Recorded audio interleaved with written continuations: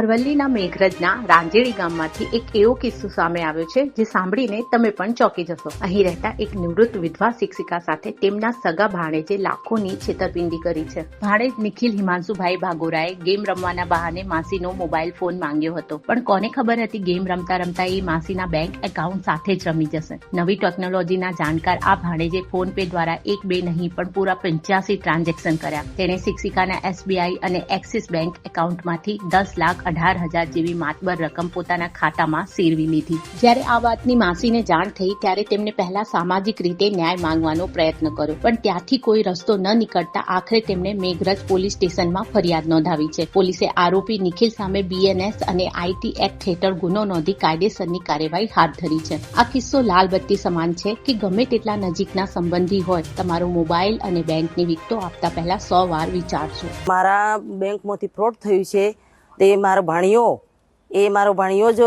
Fraud કરી ગયો। મારી પાસે ગેમ રમવાને મોબાઈલ માગી અને એને એ જે તે કરી નાખ્યું તે એ ગેમ રમવાના બાને જ કરી નાખ્યું અને એ પછી મારે ન્યાય માગતો એમના સમાજની રીતે ન્યાય માગતો મને ના મળ્યો।